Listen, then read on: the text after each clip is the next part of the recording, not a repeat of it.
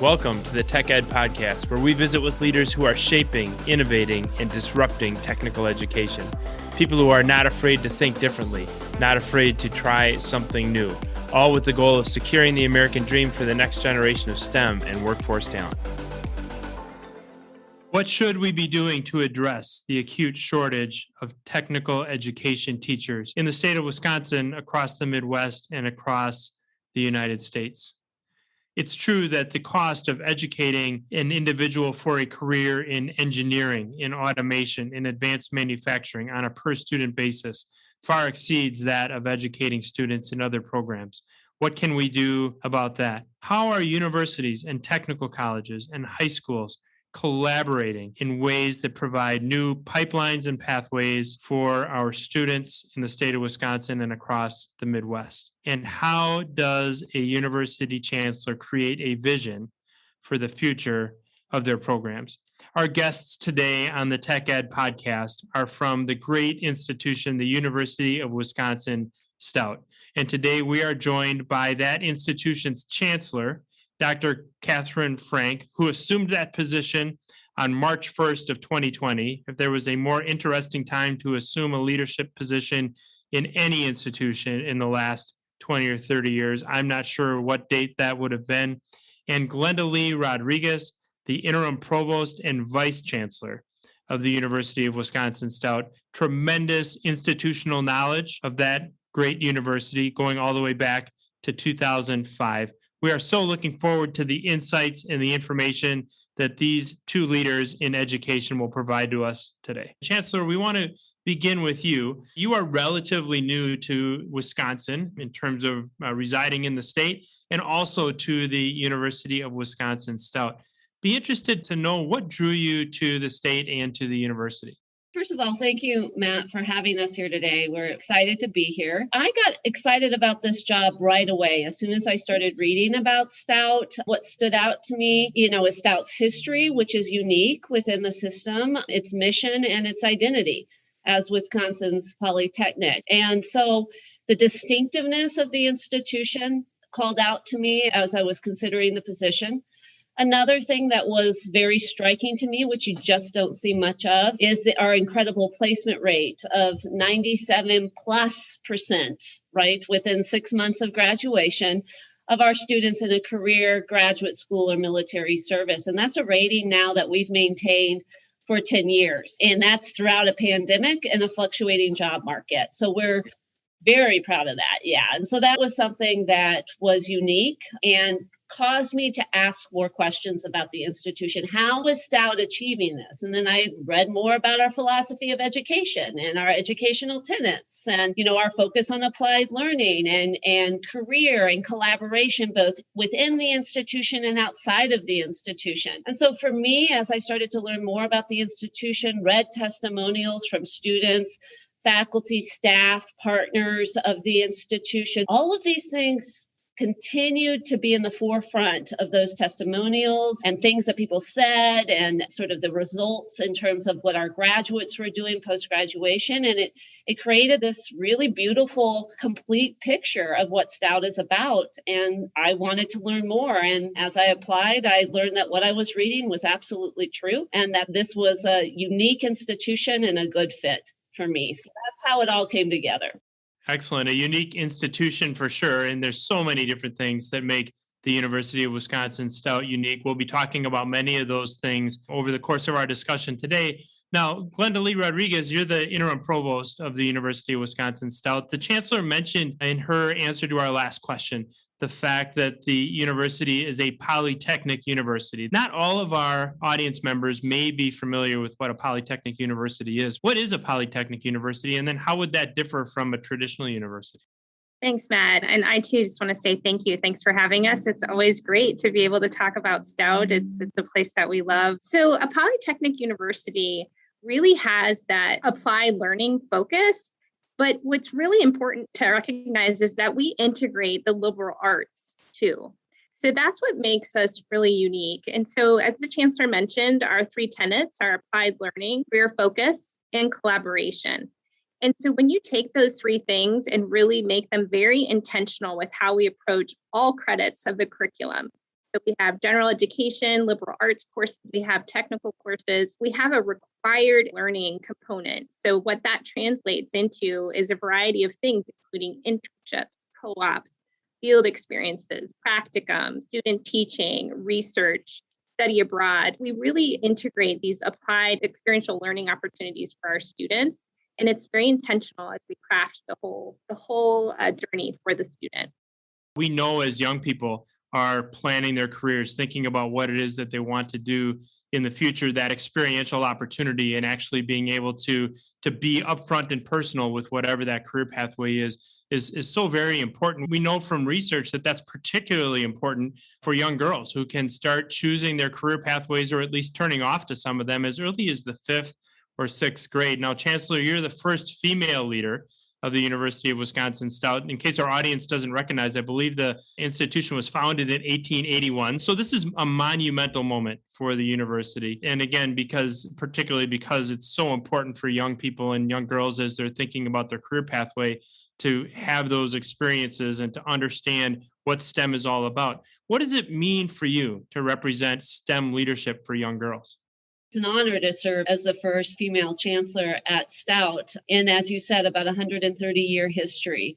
So, as chancellor, my role is to represent the university and our Polytechnic mission and all of the programs that comprise, our comprehensive portfolio. And so I view my role as advocating for the institution as a whole, promoting our educational tenets, which you'll hear us say again and again throughout this conversation. And right now, our total population is comprised of about 55% male and 45% female students. And so what I hope young girls and women in general, right, see in me in a leadership role is that it encourages them to think about what attending a Polytechnic university like UW-Stout means, right? What is it that we have to offer? And then for them to be able to see themselves, their potential role in the future of the university. So I hope, just in terms of my position and what I represent for the university, that young girls and women see potential, right? They see opportunity and they see that they have a place here at Stout.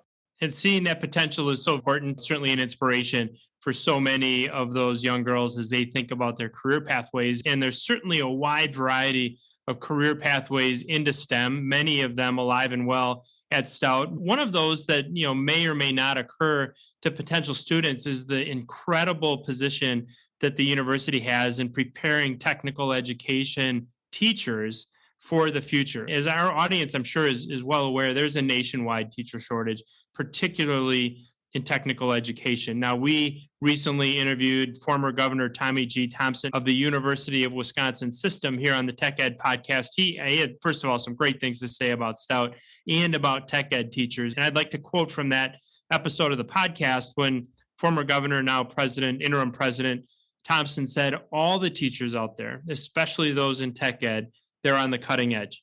I think of my university up at Stout, again, Governor Thompson saying this, which is a great school. 97% of students coming out of there get a job. It's just amazing what those students are learning with new equipment in the classroom. All I can say is I'm impressed with where we're going. And not that it's my place to expound on the governor's quote, but I understand from our intro that it's actually 97% plus of students that have a job coming out of the great programs at UW-Stout. Speaking, though, Chancellor, of this shortage of tech ed talent, especially when it comes to teaching, what is the University of Wisconsin-Stout doing to attract students to the technology education program? And what insights could you share with us and our audience on solving the teacher shortage? So we have an outstanding school of education here and just such an enthusiastic, passionate, and dedicated group of professionals who are constantly not only thinking about what is happening in the field of CTE, but trying to think about ways to attract more potential teachers into that pipeline. And so when you talk to them, when you talk to our experts in the School of Education, they'll talk about all their recruiting strategies. It depends a lot on partnerships. So they work very closely with the Wisconsin Technology Education Association and their student ambassador program. They attend conferences, they attend career fairs, they work with our admissions team very closely to make sure that teachers in the classroom have up-to-date information about our programs, as well as the potential for students if they're interested in a career in technical education. During the pandemic, a lot of those in-person recruiting opportunities were shifted to a remote delivery, and they were right there, right in that virtual space, making those connections. They're also working very hard to reach non-traditional students, and this is very important to the teacher shortage. So how can people who might be in a different sort of career area make that transition into teaching? And how do we help with that transition, making it as seamless as possible? And we also know that with a teacher shortage comes the need for emergency-based teachers, right? We have a K-12 CTE certificate, and this certificate offers experience-based licensed CTE teachers, that bridge, right, for people into the profession. The coursework is available online. It can be applied to full licensure programs, and it can be completed online for those currently teaching under an emergency or a provisional license. So it's, again, one of those pathways that we have into the profession. And then there's a lot of points of connection with programs that serve students directly. So we are involved in programs for high school students like Skills USA and the high mileage vehicle competitions. These are, again, those touch points with students that get interested in not only what we do at Stout, but that potential for a pipeline into the profession. So it's just a multi-pronged approach where you have to think about the network very carefully, and you need to think about your work across the institution, which our folks in the School of Education are doing. I love that multi-pronged approach, and certainly there isn't any one single solution, and relying on one probably isn't going to solve the problem. So I love the fact that we're not only marketing, if you will, or getting students at the high school age excited about these careers, reaching those non-traditional students and sources of potential future teachers. We've seen firsthand the bridge that you talk about with individuals coming from other sectors of the economy and maybe with some industry experience and being able to, on an emergency basis, deliver learning in the classroom, which is certainly important. Good to see that full court press, and as we inspire young people toward the profession of teaching. Now, Glendali, these students in the technology education program, someday they're going to be in their own classroom. And part of their role as a tech ed teacher is going to be making sure that the courses and curriculum that they're delivering to their students are keeping pace with the technological changes of their local employers. How do you instill those types of skills of being current with changing technology in those future teachers while they're going through their curriculum and their programs at UW-Stout? When we mentioned our foundational tenet of career focus and collaboration, a key aspect to that is that all of our majors have advisory committees, which are comprised of employers, recent alumni, and our instructors. And so those groups are getting together at least once a year, so many of them twice a year, to really talk about what they're seeing. What are the changes happening with the skills needed? What are changes happening with the equipment needs? So that then on our end, we can revise our curriculum and try to stay ahead of that. It's a really dynamic environment. And I did want to mention, so I'm an architect by training. And so tech ed students took my courses here at Stout. We also have classrooms where tech ed students are with other majors as well, which are affiliated in some way: construction, interior design, engineering technology, et cetera. And so we're really talking about a diverse set of skills and needs and aspects to what they'll be doing once they're in that classroom. And so they're experiencing it with the classes they're taking. And then we're also making sure we're closing the loop and talking to the people that are out there, and we're bringing that knowledge back in. Without question, I've often marveled at, we put these technical education teachers out into our high schools, and it is amazing what they need to know. I mean, they are masters of every single discipline inside of technical education. I think your example of a student going through, for example, an architecture class, and that might be something, whether it's drafting or design or something similar, that they could be teaching when they're in high school. So certainly we ask so much of these tech ed teachers, and they really do work the magic in the classroom. As we're thinking about preparing them for their careers, we also know that having firsthand experience with industrial technology and being out in the field is important. Are there also opportunities for them to have work experience in industry, either while they're going to school or thereafter, that creates that connection to the types of careers and pathways their students will be on as they move through their programs? Yes, there are. And so, as I mentioned, often the courses that they're taking have other majors. And then our career conference events and our career preparation at our career services office is really geared towards finding multiple opportunities. So not necessarily just teaching, although that's a fantastic opportunity, but for the right student who wants to get their, just let's spend a summer doing a co-op or an internship, doing something more specific to any of these affiliated areas, that then they can take that knowledge back when they go into student teaching. So we do have that. We offer 4-credit experiences so they can even get it on their transcript. And then through that advisory committee structure that we have across all of our programs, we have the ability to connect students with other areas. So I connected with our current program director in tech ed, and she shared that there's at least one student out on co-op in the Chippewa Falls area. So this is happening where students are getting that industry experience as well. That co-op experience will be so important as that student moves on to teaching their own students, having that firsthand experience in industry, being able to provide examples and really having that level of credibility, both academically and in terms of experience in industry when they stand before their students and deliver learning. Now, the interim provost, Glendali Rodriguez, Chancellor, has suggested a couple times the importance of the advisory committees at the University of Wisconsin-Stout. I'm actually proud to say that I serve on the advisory committee for your manufacturing engineering program, just a phenomenal program. And I like to say that I learn as much going to those meetings, frankly, as I feel like I maybe impart some knowledge or some experience of what's taking place in industry. So can you share with our audience, in your mind, how important is it for employers to serve on the advisory boards in your programs at UW-Stout? Well, as you just said, Matt, it's essential and it's incredibly rewarding from both sides of the partnership. Our programs benefit from business and industry perspective, and it influences across the board what we do. So curriculum development and revision, it influences our pedagogy, how we teach our classes. It leads to teaching and learning and research partnerships. We might have co-teaching opportunities, or we may have a research problem that emerges that our students and our faculty and staff can be involved in helping to solve. It helps to keep our curriculum, our methods, our equipment current, relevant, right? It helps to prepare our students for career placement success post-graduation. And then, of course, it helps with networking and partnership building. And then you flip that, and our partners benefit from what they learn through the university lens. So it provides them with insight into our students' education and training, creates pathways for them for internships and co-op placement. It creates pathways for employment. And then it just fosters discussion regarding professional development and training for employees. What could we do to help support some of our partners?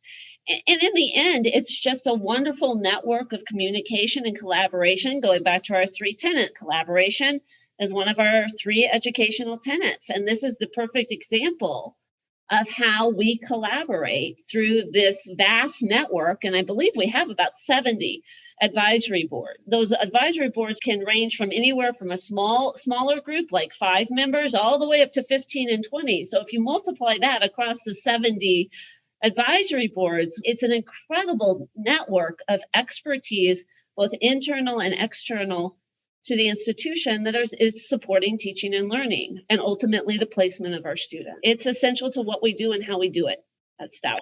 Absolutely. It's interesting. Anytime I have somebody either question or have a question about something that's going on at one of the universities in the state of Wisconsin, or even at our technical colleges, one of my first questions back is, are you serving on the advisory boards? And the reason for that is that is one of the greatest ways to influence for the better what's taking place at our educational institutions. If you're not taking that step as an employer, you're really missing a great opportunity. And if there is something that you think needs to change, or you have ideas that you want folks to think about, that is the perfect avenue. So among the many missions that we're on here at the Tech Ed Podcast, one of them is to certainly encourage our employers to serve on those advisory boards, because it's so important, especially as it relates to that tenet that you've repeated several times now of collaboration, and making sure that we have a great two-way street of communication with our industrial employers and with other education institutions. And kind of on that topic, I've gotten to know over the course of the last year, Amanda Barnett, who is the Associate Vice Chancellor at the University of Wisconsin-Stout. And I know that she and others have been working on creative initiatives with the technical colleges here in the state. Any sneak peeks that you might be able to provide us, Chancellor, of what might be coming in terms of partnerships with your technical colleges here in the state of Wisconsin? In response to this question, Matt, I go back to your question too about just recruiting teachers into the CTE pipeline. And again, this is a multi-pronged approach. Our focus is how do we create those, seamless transfer pathways for students into and through our institution. So one of the things that Amanda's working on, along with some other Stout stakeholders, is to think about how to work with representatives. It's a large group of folks working on this. So it's representatives from the Trimble Valley Consortium, the TVC 2.0, I think is what it's called, and Western Technical College, Stout, of course, Lab Midwest, and Ashley Furniture. And this is an interesting project where we're trying to think about the pipeline that is created through this intersection among really the P20 pipeline, if you want to call it that, in terms of sort of the educational spectrum, as well as our industry partners, of course. How do we create those pathways that are aimed at helping students and adults, earn needed skills, the training and credentials, and allow them to really achieve the career and educational goals that they're after, but understanding that the potential students are going to be entering into that process from very different points. So it does require a network. So it's important that you have that collection of expertise at the table. And then there's some other system-led initiatives right now that are really focused on transfer pathways, specifically aimed at creating flexible pathways for STEM degrees. So Amanda Barnett, you mentioned, is also the UW-Stout team lead on what's called the Access to Success Initiative. And again, this is focused on how we can build meaningful and effective connections between UW institutions and our tech colleges. So right now, UW-Stout is paired with CVTC and UW-Eau Claire to develop STEM transfer pathways between technical colleges and UW institutions. And there's also another initiative right now led by Madison. It's called the Howard Hughes Medical Institute STEM Transfer Pathways. And again, this is another initiative to think about how do we improve the transfer of students into STEM programs. And at Stout, we're focusing on our BS in applied biochemistry and molecular biology, our applied science, and other applicable degrees. So again, it's how do you find those relationships that make the most sense? How do you identify the programs that make the most sense? So going back to that one that Lab Midwest is involved with, we're focused on automation and technology in the manufacturing area. You have to be intentional, right? You have to find that match that makes the most sense, make sure that transfer pathway is effective, and then you scale based on what you're able to establish in that space. We're excited about these efforts and thinking about how best to serve the student population across the state of Wisconsin. And what a great reminder of how broad STEM opportunities are. And it literally is, you suggest, Chancellor, everything from automation and advanced manufacturing to biomedical technology and everything in between. So just a great reminder for our audience and our students of how much ground we really do cover in STEM. It's also interesting how often these topics or buzzwords, if you will, or keywords called like pipeline or pathways come up in discussions like this. And it's really about creating as many options as we can for students and for incumbent workers at whatever level and whatever discipline they're in to create opportunities for them to find their way into these STEM pathways, because it's incredibly rewarding careers that await them when they're there. You mentioned partnerships with the University of Wisconsin-Eau Claire, with the University of Wisconsin-Madison. I also understand that UW-Stout is working on some partnerships with other four-year universities, perhaps in the north central part of the state of Wisconsin, to provide more options for students to study engineering while remaining close to home. Can you tell us a little bit about those initiatives? So right now we're working with North Central Technical College and UW-Stevens Point on doing a lot of what I've already described, right? Creating pathways into and through our institutions. So recently, UW-Stevens Point created a new pathway with their 2-year pre-engineering program. And so that created a new pathway for us at Stout to allow what we call a 2+2 program from their pre-engineering program into our 4-year engineering programs. And so we have articulation agreements with UW-Stevens Point, and then we're currently working on expanding that pathway even more through our work with North Central Technical College. So we're pursuing articulation agreements with NTC to think about the same sort of 2+2 program for our engineering technology pathway. So for students starting at NTC and wanting to transfer into our engineering technology pathway. And then we're thinking about a pipeline that involves both NTC, UW-Stevens Point, and Stout to allow students to transfer into a broader array of engineering programs. Right now, currently, students are able to do that online and through involvement on the Stout campus, but we're working on ways where we're hoping that we can work towards delivering that more on site in the areas that we serve in North Central Wisconsin. So it's an exciting, emerging, and expanding partnership. We have longstanding articulation agreements with technical colleges across the state, but this is something that I consider an enhancement and, again, a very intentional effort to think about what we're doing when we create these pipelines for students. What's our end goal here? And what are the different opportunities then that 3 institutions in that area can offer students interested in pursuing an array of professional goals? So excited about what's to come there. Yep, lots of exciting things to come. And having watched part of that evolution in your leadership, Chancellor, from the outside looking in through some of the work that I've done with the Greater Wausau Prosperity Partnership and with the Workforce Board up in central Wisconsin, just a tremendously creative way of looking at how we create more and more opportunities for our students. And I really admire what it is that you and others are doing there to find creative ways to continue to evolve the world of STEM education. Speaking of things that are evolving, Interim Provost Glendali Rodriguez, I understand that your supply chain operations program is evolving. There's a new on-campus version of that master's degree in supply chain management, headed by actually a great friend of mine by the name of David Ding and his team. Supply chain has become a huge topic, especially as we look back at all of the supply chain disruptions this year, the importance of moving the point of manufacturing, if you will, closer to the point of consumption. It's gotten a ton of attention. It's been a major topic of interest, both in education and in industry. So tell us a little bit about this new on-campus version of the program, and what do you foresee the impact of the program being on both the university and the state of Wisconsin? So the program, it's a master's in operation and supply chain management.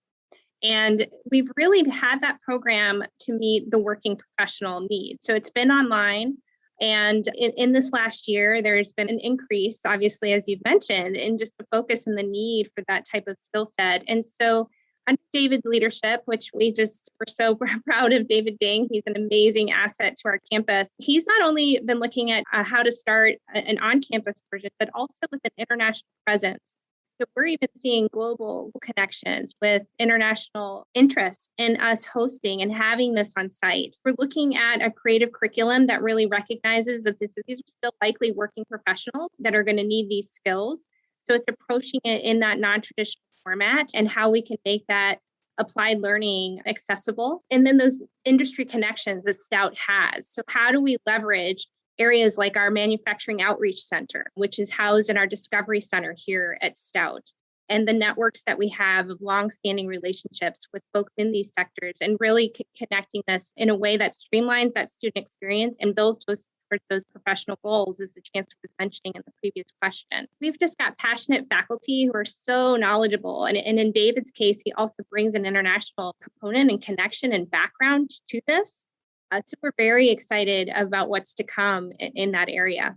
Outstanding. Yeah. And David Ding he's a fascinating individual. He's been wonderful to work with. He's just got an incredibly creative way about thinking about how we deliver learning. And certainly the evolution in that program shows that the University of Wisconsin Stout is certainly open to those creative ways of delivering learning, particularly as it comes to applied learning and experiential learning, terms that have come up repeatedly over the course of our discussion. So Glendali, I'd have this question for you on the applied and experiential learning, especially in the era of Industry 4.0 and smart technology. The cost of building out a lab, it's really, really important, but it's really expensive on a per student basis, especially in comparison to, say, more of the general education or liberal arts programs. How do you justify that investment?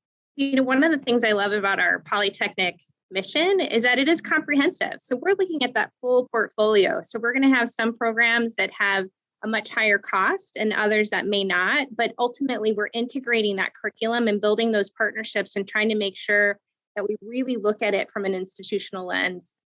And through these partnerships that we've mentioned, we're also building the network of what resources we might have. So maybe it's not necessarily that Stout facilities are going to have everything, but it's through these partnerships with other educational institutions as well.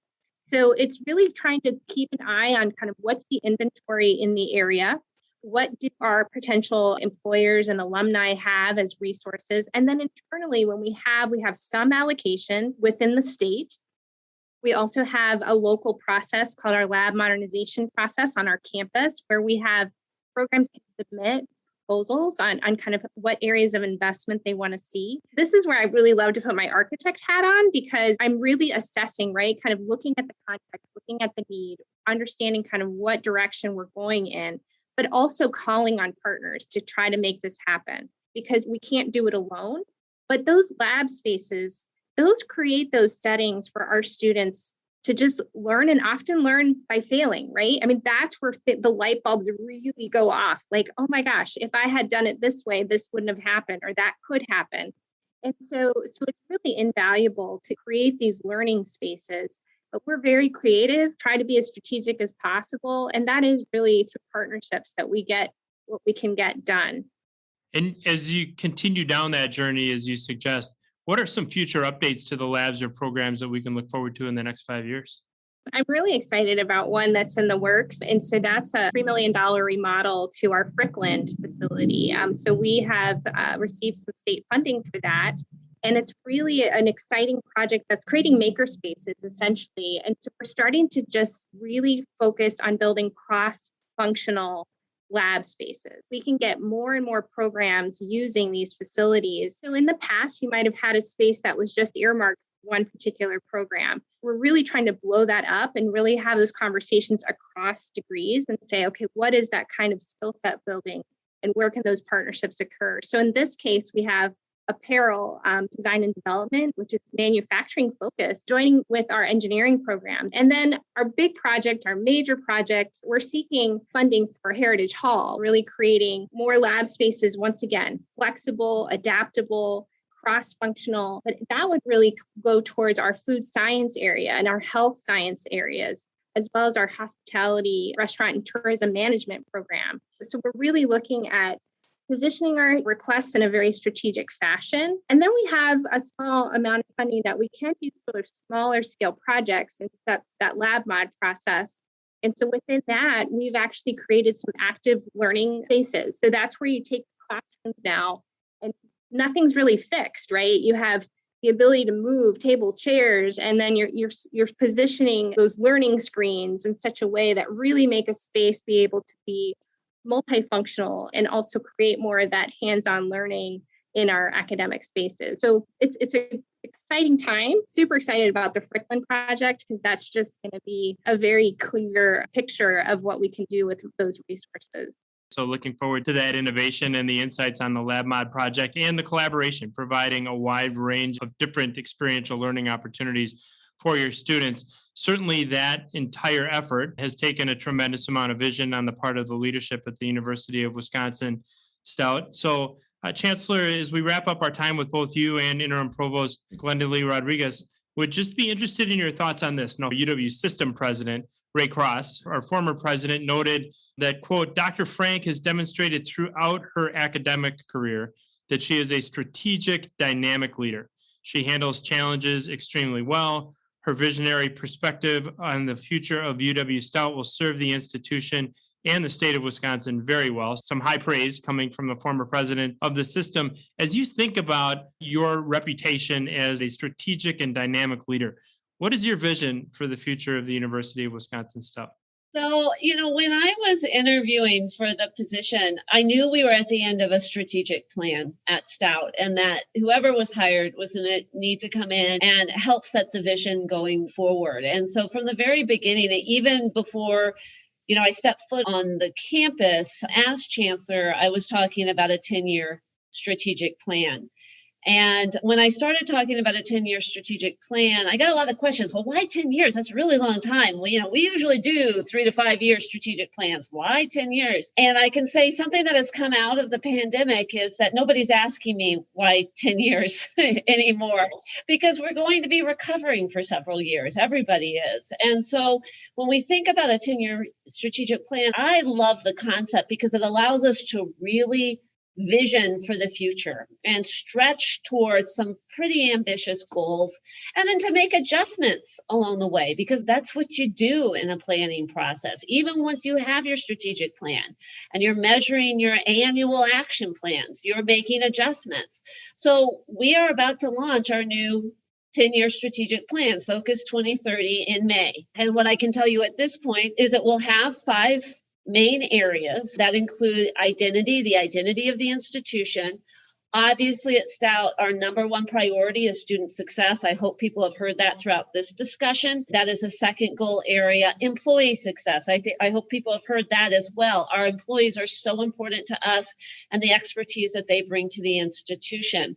Institutional sustainability. You just heard that in Glendali's remarks, especially about infrastructure and how we're building for the future in terms of flexible, resilient, and effective spaces.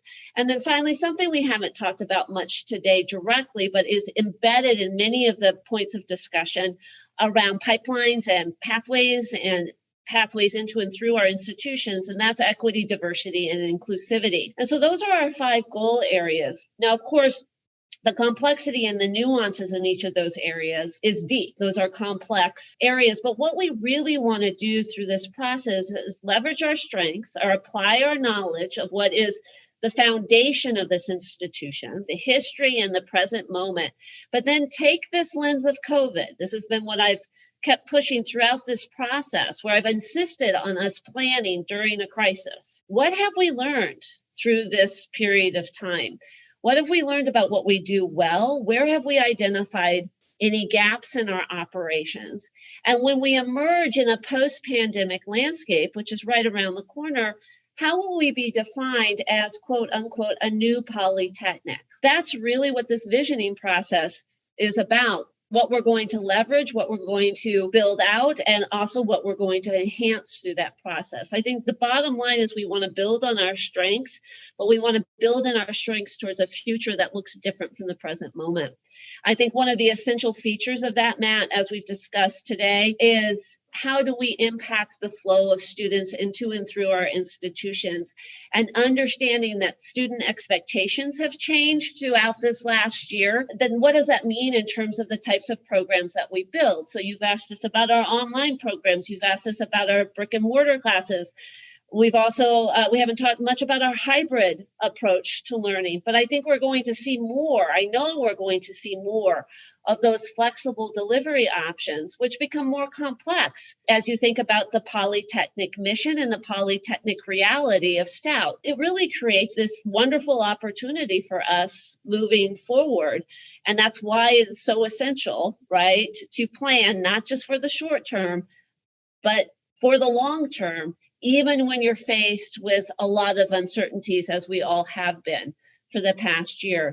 And I think the 2 key words there, Chancellor, in that outstanding response are the words excitement and opportunity. And really that is what the next 10 years will be about for the University of Wisconsin-Stout under your leadership. We're so excited to be a small part of that, to be able to watch that evolution. It's going to be a very exciting time full of opportunity. We have certainly covered a lot of ground on our discussion today, from pipeline to pathways, from collaboration to the complexity of the current crisis and the pandemic, and moving forward into those 5 focus areas of your 10-year strategic plan. I want to thank our guests today, Dr. Katherine Frank, the Chancellor of the University of Wisconsin-Stout, Glendali Rodriguez, who serves as that institution's interim Provost. It's been an absolute pleasure to have both of you with us, and we really appreciate your insights on the Tech Ed podcast. Thank you, Matt.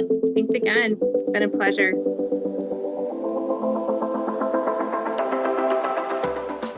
Thanks for joining us for this episode of the Tech Ed Podcast.